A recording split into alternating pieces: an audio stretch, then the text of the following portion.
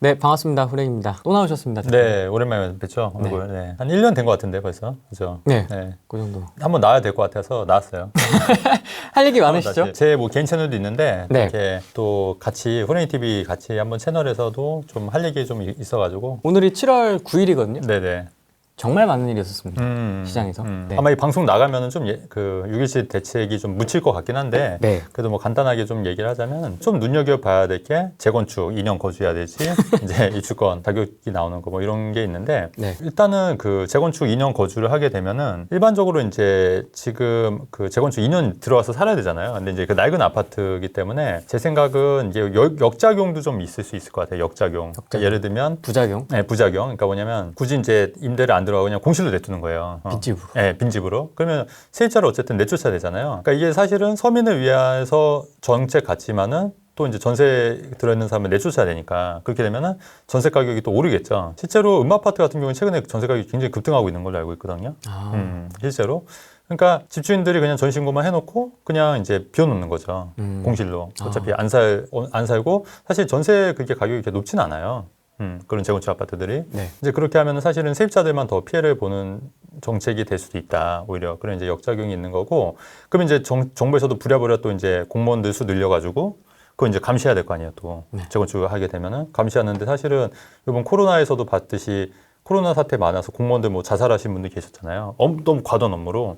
그러니까 공무원들한테 그런 짐을 자꾸 부여하는 거예요. 굳이 안 해도 될 일을 자꾸 부여하게 되고 또 그런 감시를 또 그 공무원들이 하게 되면 또 세금을 써야 되는 거잖아요. 그럼 우리 혈세잖아요. 그러니까 그런 정책들에 의해서 자꾸 부작용이 생길 수밖에 없다. 그렇게 생각하고 법인.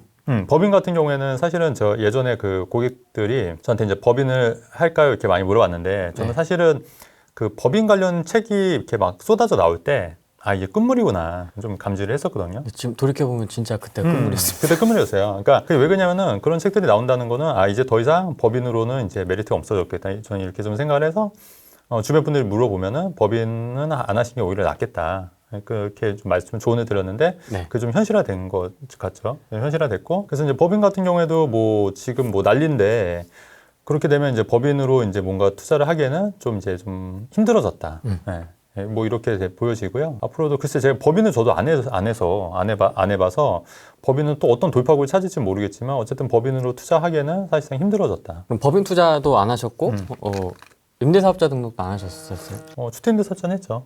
주택임대사업자 했고 제 판단은 사실은 법인을 하는 이유가 이제 대출도 있지만은 양도세 절감하려고 하는 부분도 크잖아요. 네. 종부세 절감도 있는 거고. 네. 근데 저는 이제 이제 조정 지역에 이제 강남에 아파트 한 채 하고 나머지 자금은 이제 대부분 비조정 지역 아파트 투자를 했었거든요. 그렇기 때문에 근데 사실 비조정 지역 같은 경우에 굳이 법인을 할 필요는 없다고 봤어요. 왜냐하면 양도세가 중과가 되는 것도 아니고 제가 뭐 대출을 많이 일으켜서 투자를 하는 스타일도 아니고 어차피 뭐 전세를 끼거나 뭐 월세를 끼고 하는 거기 때문에 굳이 비조정 지역에 있는 아파트도 굳이 뭐 법인을 할 필요는 없다고 판단해서 주택임대사업자 했던 거 제외하고 비조정 지역 같은 경우에는 굳이 법인을 하지 않았다. 네, 그렇게 그러니까 인기 지역은 소위 말하는 이제 지금 돌이켜보면 다 규제 지역이죠. 그렇죠. 네, 근데 이제 비조정 지역 투자를 좀 하신 이유가 있으세요? 그런 거죠. 아무래도 이제 조정지역 같은 경우에는 양도세가 중과가 더 부과가 되니까 조정지역 같은 경우에는 이제 그 차익이 많이 남아도 사실은 최고 세율이 뭐 3주택 같은 경우 62%잖아요. 그렇게 되면은 사실 남는 게 별로 없겠다고 판단해서 오히려 저는 이제 비조정 지역 같은 경우는 좀 가성비가 좀 더 좋을 것 같다. 투자금 대비해서. 왜냐하면 비조정 지역 같은 경우 양도세가 일반 세율이잖아요. 그렇기 때문에 비조정 지역을 좀 투자를 했었고 제가 그 후랭이 TV 그 처음 나왔을 때 좀 괜찮은 지역 어디냐고 물어봤을 때 네. 제가 그때 김포는 그쵸. 어떠냐고 제가 얘기를 했을 거예요. 네. 근데 김포 같은 경우에도 사실 그 비조정 지역이면서도 좀 많이 올랐거든요. 특히 최근에도 좀 많이 올라서. 네. 근데 이런 데는 사실 투자 금액이 이렇게 많지는 않았어요. 그러니까 적은 돈으로. 최근에 저도 이제 하나를 이제 분양권 상태로 이제 처분을 했는데 그게 이제 한 8천만 원 정도 이익이 나서 이제 처분한 거거든요. 근데 네. 이제 그게 사실 들어간 자금은 그렇게 많지 않았고 한 3,500 정도? 그러니까 정말 작은 금액이잖아요. 3,500 들어서 8천만 원인데 이제 일반 세율로 이제 계산했을 때 양도세가 한 1,500 정도 나오더라고요. 뭐 나쁘지 않죠. 6,500, 6,500 정도니까. 그러니까 뭐 이런 식으로. 그러니까 굳이 법인을 안 해도 이제 어차피 또 분양권이었기 때문에 좀 가능했다.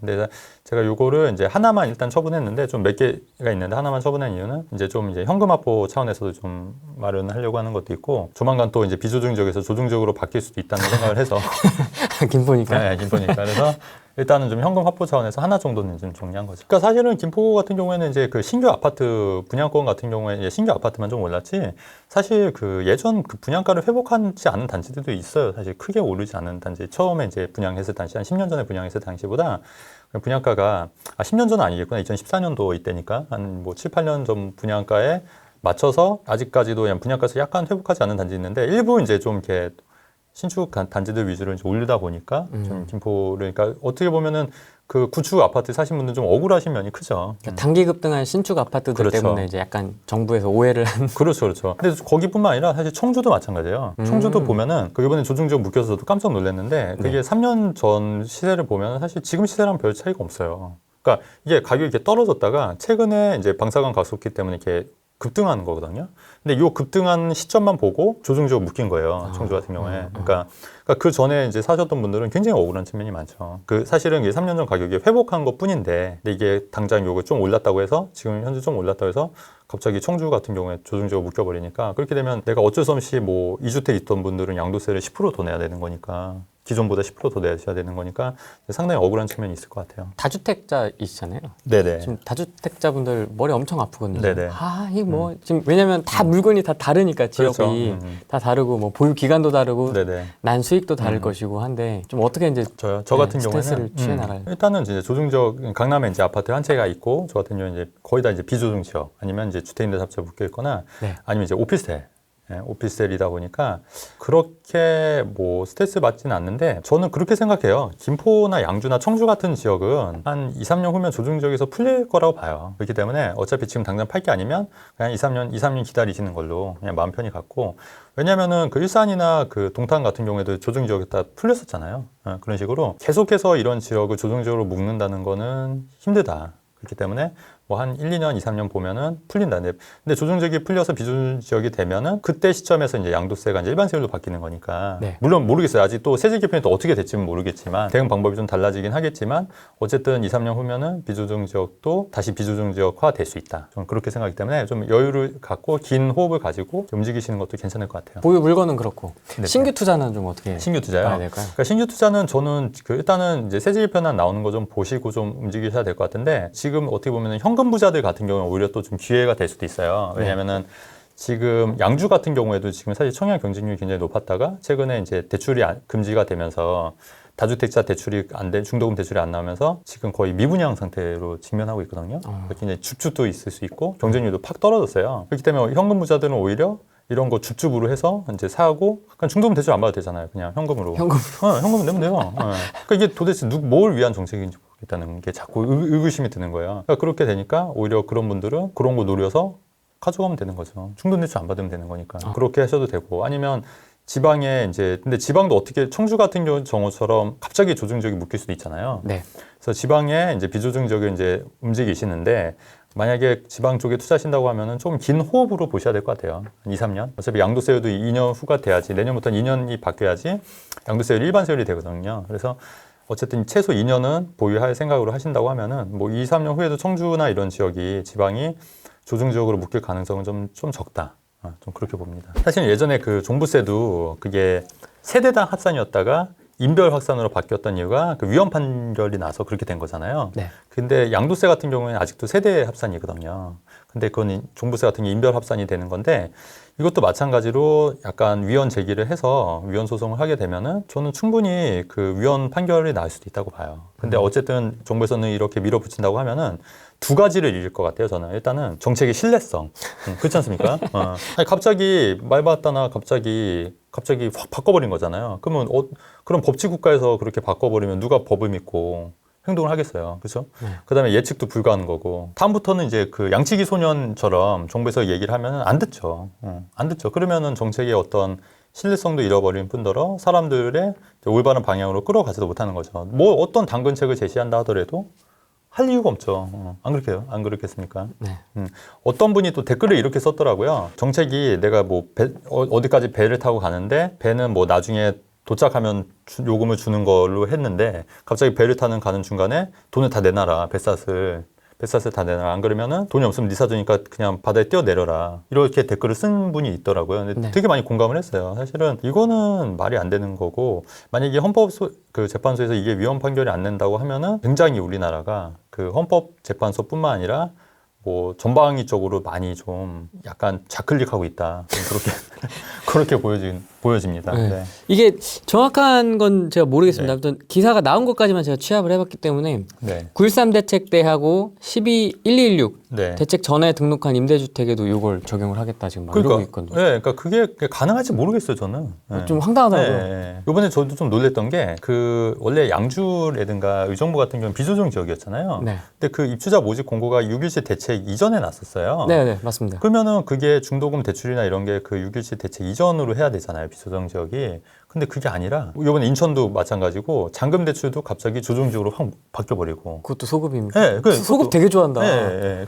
그래서 의정부나 양주에 당첨되신 분들도 갑자기 그 바뀌어버리니까 그래서 계약을 해지하려고 갔더니 계약금을 떼야 된다는 거예요. 심각하죠, 이거. 굉장히 심각한 거예요. 그러니까 이 사람들은 그 전까지는 다 중도금 대출이 나온 줄 알고 분양 계약서를 했는데 갑자기 안 된다고 하니까 그러면 계약금이나 돌려줘야 되는데 계약금도 못 돌려주겠다고 지금 나오는 거예요. 그러니까 되게 황당한 경우죠. 네, 그렇게 지금 하고 있어요, 실제로. 네. 그래서 이것도 만약에 그렇게 된다고 하면은 저는 굉장히 좀 이제 신뢰성에 문제가 있을 것 같아요. 아 진짜 이번에는 조금 많이 심각한 것 같아요. 그러니까 뭐 예. 지금까지는 뭐 다주택자 뭐 오케이 뭐 이 정도는 뭐 했는데 지금은 막 그냥 거꾸로 가버리니까. 그러니까 한마디로 뭐 총선도 끝났고 그렇죠. 뭐 거칠 게 없는 거죠, 뭐. 예. 180석이면 뭐 거칠 게 없는 거죠, 뭐. 사실 예상은 어느 정도 하긴 했잖아요, 저희가. 그렇죠, 예, 예. 여당이 크게 승리를 하면서 아 조금 강하게 나오겠다까지는 생각을 했는데 장관님께서 청와대 이제 갔다 네. 오시더니 약간 네. 좀 뒷박이라 그러죠.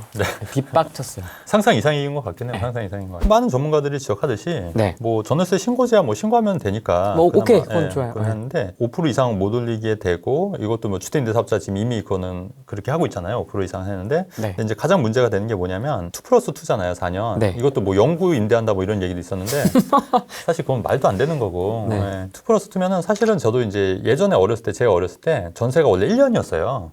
전세 이게 근데 그게 2년으로 늘어날 때 전세 가격이 엄청 폭등을 했거든요. 그 옛날 기사 한번 찾아보세요. 네.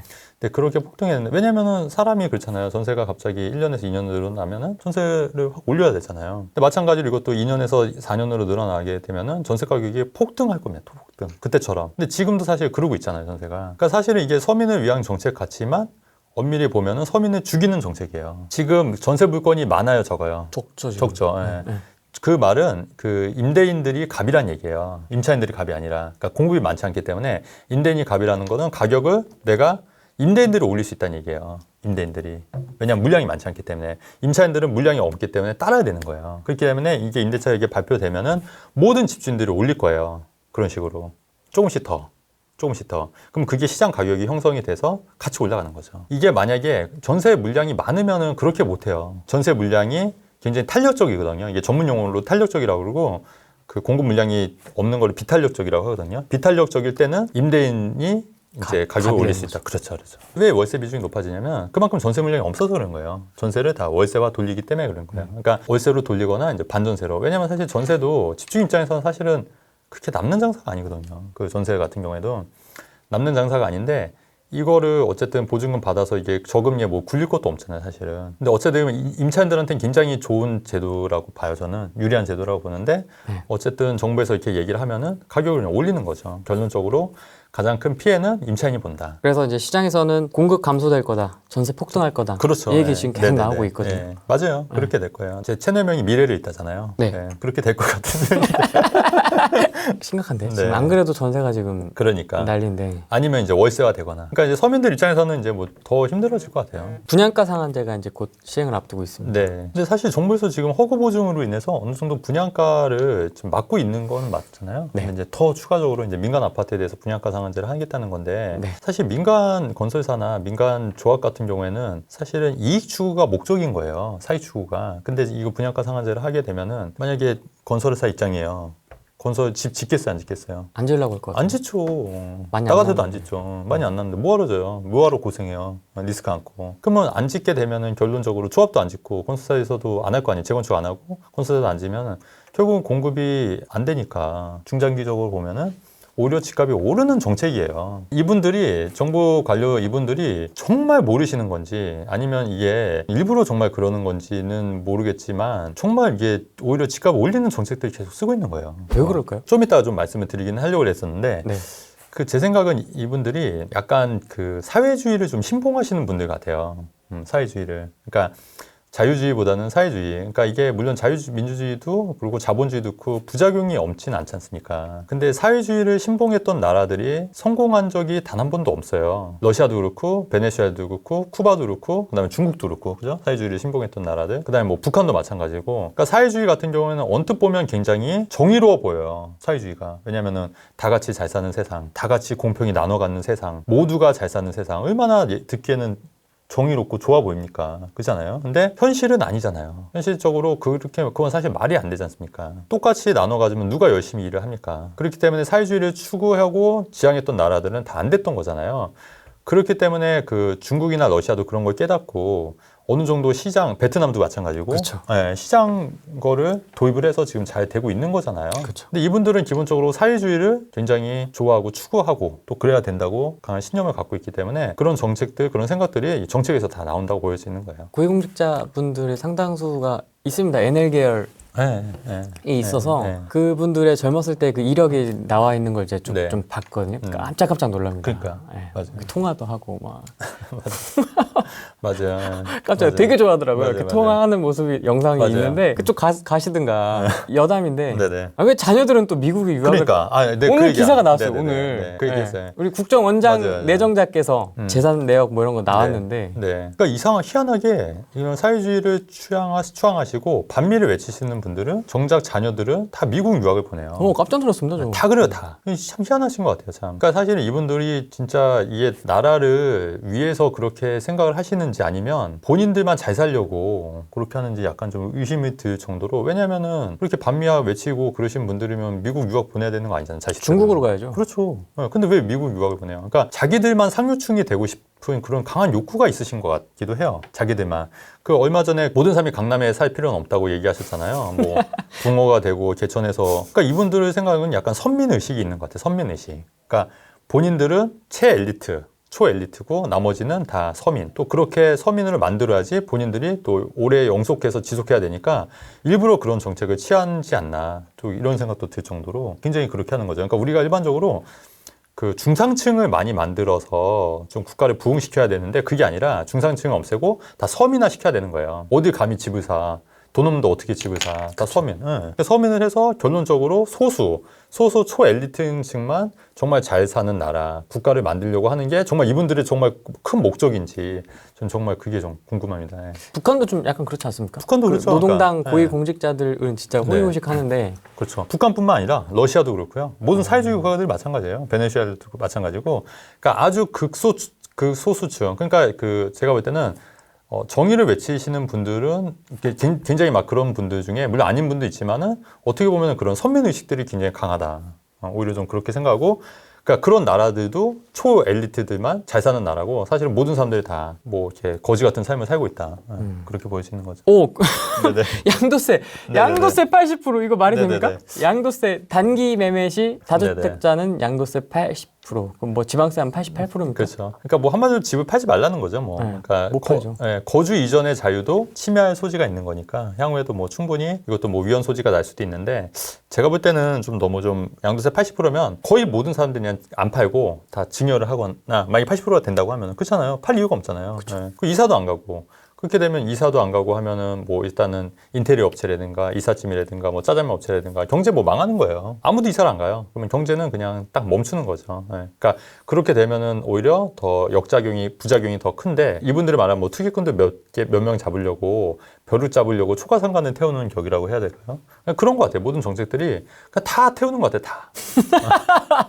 그냥 다. 그러니까 뭔가 건드릴 때마다 자꾸 올라가요. 뭔가 맞아요. 이상해요. 맞아요. 뭐 알고 이러는 거야, 모르고 이러는 거야. 이게 그러니까. 무식하면 말이라도 안 해. 맞아요. 똑똑하신 분들이 그러니까 이게 똑똑한 거랑 이게 그 약간 그 정신 이념이 딱 무장되신 분거라 좀 다른 것 같아요. 그러니까 현실 파악이 안 되고 그냥 딱 이념에 종교처럼 이념이 딱 이렇게 있다고 해야 되나? 좀 그런 생각들이 드는 것 같습니다. 비판했고요. 네네. 네, 깠으니까 이제 네네. 우리 나름대로의 또 솔루션. 들을지는 모르겠습니다. 그렇죠. 네. 듣진 않겠지만 네. 대표님의 네네. 솔루션. 그러니까 사실은 제가 책에서도 약간 그런 그 솔루션에 대해서 좀 썼은 적이 있어요. 그러니까 뭐냐면은 공급을 늘리고 약간 그 1주택자들한테 인센티브를 좀 주면 어떨까. 저는 좀 개인적으로 그런 생각을 하거든요. 그러니까 네. 뭐냐면 가장 중요한 거는 공급을 일단 늘려야 돼요. 공급을 늘리려면은 사람들이 원하는 지역에 공급을 늘리려면 사실 재개발, 재건축 풀고 어느 정도 용적률도 좀 완화해서 좀 약간 초고密도로 좀 하더라도 좀 이렇게 그쪽에서 공급을 늘리는 게 맞다고 봐요, 저는. 왜냐면은 그 뉴욕 맨하튼이나 사실 이런 데 보면은 굉장히 고층 빌딩 굉장히 많잖아요. 우리나라도 보면은 잠실 롯데타워도 말이 많았지만 다 짓고 나니까 어떻게 보면 랜드마크가 돼 있잖아요. 그쵸. 랜드마크가. 그러니까 그런 식으로 초고密도, 그러니까 서울 도심에 그렇게 좀 높이 좀 뻗으면 어때요? 기술도 좋은데. 뭐 100층, 200층 하면 어떻습니까? 예. 그러니까 그런 식으로 좀 초고密도, 뉴욕 맨하튼이나 뭐 일본 도쿄라든가 그러니까 그런 세계 최고의 도시들처럼 뭐 그런 식으로 해서 공급을 늘리는 방법이 있고, 그 다음에 자꾸 이렇게 억압을 하는 것보다 우리가 그 넛지라고 보시면 왜 이렇게 자변기 보면은 파리 하나 있잖아요. 네. 파리. 그 그려놓는 건데 의외로 그게 효과가 좋아요, 사실. 그렇잖아요. 네. 뭔가 그 인센티브를, 그러니까 내가 1주택을 하면 뭔가 좀 인센티브를 좀 주고 다주택을 하는 것보다 1주택을 하는 게 훨씬 더 유리하겠구나 이렇게 인센티브를 자꾸 주다 보면 사람들이 자연스럽게 가는 거죠. 제가 드릴 솔루션은 공급을 사람들이 원하는 지역에 공급을 하고 그 다음에 1주택자가 유리하게끔 그런 인센티브를 자꾸 줘야 된다. 지금 뭐 또 4기 신도시 얘기 나오는데 아무리 수도권 많이 공급해봤자 똑같아 사실은. 사람들이 원하는 데는 서울, 강남 이쪽에 살고 싶은 거지 뭐 수도권 외곽에 살고 싶은 게 아니거든요.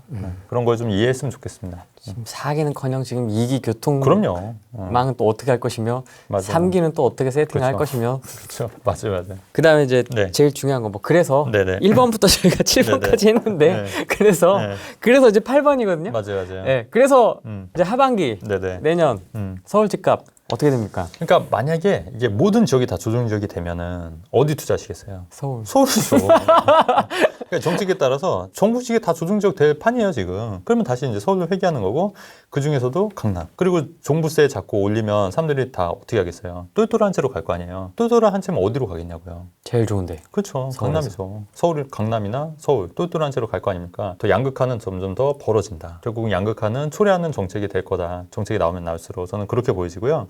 그 다음에 수도권 같은 경우에도 현재는 비조정 지역인데 조정 지역으로 묶이는 지역이라 하더라도 1주택자 비과세는 유지가 돼요. 그래서 무주택자 같은 경우에는 왜 그 비조정 지역이 중요하냐면 비조정 지역은 2년 거주를 안 해도 2년만 보유하면 비과세가 돼요. 근데 그게 현재는 비조정 지역이라 해도 나중에 조정 지역이 묶인다 하더라도 다주택자는 양도세 중과가 되긴 하는데 비조정 지역 1주택자는 설령 조정 지역이 된다 하더라도 1주택이면 2년만 보유하면 비과세 적용은 되거든요. 그렇기 때문에 만약에 무주택자고 내가 실거주가 아닌 투자를 하겠다 하면은 저는 차라리 지금 비조정 지역, 수도권에 있는 비조정 지역을 노려서 2년만 보유하는 전략. 어차피 거주를 못해도 비과세 되는 거니까. 왜냐면 이게 투자할 때 세금도 굉장히 중요한 거예요, 사실은. 왜냐면 이 비과세가 아까 제가 8천만 원 뭐 이익 중에 1,500 정도 그 세금을 내야 된다고 얘기했잖아요. 그게 일반 세율일 경우에 그렇고요. 이게 비과세면 아예 세금이 없다는 거거든요. 없는 거잖아요. 그러니까 1,500만 원을 그냥 더 1,300, 1,400만 원 버는 거잖아요. 그러니까 사실 1,400만 원을 부동산 투자해서 벌기 쉽지 않아요. 네. 그러니까 그런 비과세 전략을 잘 활용해서 투자하는 것도 하나의 방법이다. 오늘 제가 굉장한 팁을 드린 것 같아요. 프레임 TV에 나와서 그렇게 생각하지는 않으실 것 같지만 조금만 더 추려주시면 안 되겠습니까? 조금만? 네, 그래. 지난번에 김포 얘기해 주셨던 네네네. 것처럼 좀 그래도 네네. 좀 아사모사하게라도 좀 네네네. 네, 조금 흘려주시면 네, 지금 비조정 지역 있잖아요, 수도권에. 그 지역을 조정 지역에 설령 묶인다 하더라도 무주택자라면 그냥 빨리 그 계약을 하시는 것도 괜찮다는 거 봐요. 대신에 이제 많이 오른 데 말고 좀 상대적으로 덜 오른 아파트들이 분명히 있거든요. 근데 그런 거를 지금 비조정 지역을 산다 하더라도 조정 지역 묶여도 비과세 되니까. 그리고 분명히 올라요, 그런데도. 오르기 때문에 그런 거 투자하시는 것도 괜찮을 것 같아요. 좀 더 보충해서 얘기하자면 저는 사실 집값이 오르는 거를 원치 않아요, 진짜로. 그러니까 아니 저는 은색 말도 갖고 계신 분이 네? 네? 어떤 거? 은색말. 근데 그냥 이렇게 올렸으면 좋겠지. 이렇게 급등하는 걸 원하지 않는다니까. 급등하는 거를. 근데 왜 그러냐면은 이렇게 급등하게 되면은 이게 양극화가 더 초래되는 거잖아요. 그렇게 되면은 베네수엘라는 잘 사는 사람은 굉장히 잘 사고 못 사는 사람은 정말 못 살거든요. 그렇게 되면 나라가 망하는 거예요, 경제가. 근데 제가 나라가 망한 데서 살고 싶진 않잖아요. 내 자식들을 망한 나라에서 살고 싶어 하진 않을 거 아니에요. 그렇잖아요. 그러니까 저도 투자를 하는 입장이지만 이렇게 급등을 하는 걸 원치 않기 때문에 근데 오히려 정부에서는 오히려 이렇게 급등하는 정책으로 가고 있다는 얘기예요. 양극화하는 정책으로. 그래서 이런 거는 바로 잡아야 된다. 바로 잡아야 되는데 이렇게 말하시는 분들이 또 의외로 많지도 않아요, 사실. 저도 제 채널에서 좀 이런 부분 좀 얘기를 하려고 해요, 앞으로. 왜냐면은 바뀔 건 바뀌어야 되잖아요. 고칠 건 고쳐야 되는 거고. 그리고 지금 현 정부를 지지하시는 분들도 많이 계시겠지만 아니 잘못된 거는 잘못됐다고 얘기를 해야 될 거 아니에요. 안 잘못됐대요. 아니, 그러니까 답답한 거야 진짜. 부동산 전문가인 제가 봤을 때 정말 잘못된 정책이거든요. 그러니까 부동산에 대해서 조금이라도 아시는 분들은 제 말이 맞다는 걸 아실 거예요. 근데 진짜 전혀 모르시는 분들은 이게 똥인지 된장인지 모르시니까 그냥 혼내준다고 하면 좋아하는 거죠. 그러니까 근데 그게 아니거든요. 사실은 이게 결국은 우리 자식들한테 본인들한테 더 악영향을 끼치는 정책이라는 거예요. 그러니까 그거를 한번 저희 목소리를 낸 사람 저희 얘기를 좀 잘 들어보시고 본인들 또 생각도 있겠지만 한번 좀 이렇게 좀 섞어서 들어봤으면 좋겠어요. 근데 그럼에도 불구하고 최근 보면은 뭐 가벼운 집 같은 경우에도 구독자 수가 뭐 30 몇 명이잖아요. 30 몇 명이죠. 그러니까 그만큼 사람들이 제가 볼 땐 좀 무지하다고 해야 되나요? 무지한 게 맞는 것 같아요. 근데 최근에 또 제가 또 일화가 있는데 가벼운 집에서 그 방송을 보시고 저한테 오셨던 분이 있거든요. 상담을 받으러. 둘 다 이제 접근을 네네. 하신 거네요. 네네. 오, 괜찮네. 네, 근데 그분이 얘기하는 게 그 전까지에도 그게 진리인 줄 알았대요. 그 가벼운 집이. 근데 이제 어떤 한 친구분이 야 너는 왜 그 방송만 보냐고 다른 유튜브 방송도 보라고. 그래서 그 얘기를 듣고 여러 부동산 방송을 보다 보니까 아 이게 진실이 아니었구나. 가벼운 집이. 네, 그래서 결국 저한테 찾아와서 저한테 이제 그 부동산 과외식으로 지금 상담을 받고 계세요. 구원하셨네요, 한 분. 네, 그렇죠. 그렇죠. 그런 입장이죠, 뭐 어쨌든. 근데 그분이 느낀 게 뭐냐면 그동안 내가 속고 살았구나. 그동안 내가 우물한 개구리였구나. 근데 이분처럼 깨달으신 분도 있어요, 분명히. 근데 그런데 저희도 좀 보람을 느끼는 거고. 채널이 되게 많잖아요. 부동산 채널이 되게 많은데 그 안에 들어가 있는 비즈니스 모델을 한번 살펴보시는 게 좋아요. 그것도 괜찮을 것 그 같아요. 사람이 왜 이 콘텐츠를 만들고 있는지, 그러니까 스탠스를 이제 컨셉을 그렇게 잡아서 운영을 해서 상담으로 이제 이끌어서 돈을 버는 구조로 되어 있는 채널들도 있고 한데 자기가 그런 스탠스를 취해서 콘텐츠를 만들어서 마케팅으로 활용을 하고 있는 건지 아니면 진짜 그 사람을 위해서 진심을 다해서 이야기를 하고 있는 그렇죠. 건지, 네, 속 깊은 이야기를 하고 있는 건지 이걸 판단을 할 줄 아셔야 되는데 이제 그냥 뭐 대부분 못해. 올라간다 그러면 그냥 막 맞아요. 개새끼 소새끼 막 이렇게 맞아요. 다 알아버리니까 맞아요. 머리가 아픈 거지 저희 그렇죠. 입장에서는. 예전에 그 유튜브 채널 보면은 약간 부동산에 대해서 좀 우호적인 얘기만 해도 댓글들이 굉장히 안 좋았잖아요. 근데 지금 돌이켜보면 사실 저희 말이 다 맞잖아요. 그 채널들, 제 예전 채널들 보시면 다 영상들 다 있거든요. 호랑이 TV도 마찬가지고. 영상들 다 봐보세요. 과거로 돌아서 보시면 저희 말이 어느 정도 다 맞아요. 그리고 그 가벼운 집 얘기는 사실 다 틀리거든요, 사실. 그렇잖아요. 근데도 아직도 그렇게 맹신하시는 분들 보면 참 답답한 것 같아요. 답답해요. 서민의 등불이래나? 그런 댓글 막. 그러니까 좀 대단하신 것 같아요. 그분도 참 마케팅 능력이 대단하신 것 같아요. 근데 그게 저도 또 한편을 얘기하고 싶은 게 뭐냐면 돈을 버는데도 저는 좀 약간 등급이 있다고 봐요. 그러니까 무슨 말이냐면은 다른 사람을 도와주면서 돈을 버는 게 진짜 좋은 거예요. 그러니까 의사들이나 변호사들이나 그렇죠. 다른 사람들이 이렇게 일깨워주고 선생님들이나 그렇죠. 그렇게 해서 돈을 벌면 얼마나 좋은 겁니까? 근데 다른 사람들한테 피해를 주면서 돈을 버는 사람들이 있어요. 예를 들면 예전에 그 풍남로 외쳤던 분들이나 그렇죠. 그리고 사기꾼들이나 엄청 피해를 주잖아요. 그래서 이렇게 돈 버는 사람들은 안 되는 거예요. 사실은 저도 그렇고 많은 우리 후레인 TV에 나오는 분들을 보면은 다른 사람들 도와주면서 돈을 벌고 싶어하지 다른 사람들을 안 되게 하면서 돈을 벌고 싶어하는 사람들 별로 없을 거라고 보거든요. 그렇기 때문에 그 기준, 그 차이를 좀 잘 보셔야 될 것 같아요. 그 생각을. 그런 거를 좀 잘 파악하시는 것도 중요하다. 그렇게 하기 위해서는 여러 채널을 많이 보셔라. 그쵸. 독식하지 말고 여러 채널을 좀 많이 보시면 좀 판가름이 되실 거다 이렇게 보여집니다. 그러니까 후랭이 TV도 구독 안 하셔도 됩니다. 그냥 일단 한번 보시라는 거죠. 그렇죠. 사람들별로 일부씩만 여러 편이 다 나오니까 일부씩만 간단하게 좀 보시고 구독 안 해도 됩니다. 뭐 구독 굳이 필요 없습니다. 볼라면 보고 말라면 말고. 그건데 이제 어쨌든 저도 좀 그렇게 도와주고 싶은 취지에서 시작을 하게 된 그럼요. 채널이고. 맞아요. 근데 또 그쪽에서는 또 그 무주택자들 네. 도와주는 채널이라고 또 소문이 나가지고. 그러니까 그게 이제 그 정신승리죠, 말 그대로. 그냥 정신승리. 현실과는 다른 이제 정신승리만 하는 거죠. 그 사실 마약처럼 잠깐은 좋을 수 있어도 사실은 그 마약 효과가 떨어지면은 되게 우울하잖아요, 사실은. 그런 것 같아요. 하지만 우리는 좀 약간 입에는 좀 쓸지언정 길게 보면은 약이 되는 얘기들이다.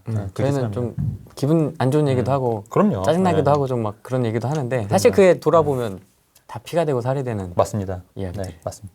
이 혼란함을 겪고 있는 시청자분들께 한마디 해주시죠. 하나 표현하면 그 이 또한 지나가리다 뭐 이렇게 보여진 것 같아요.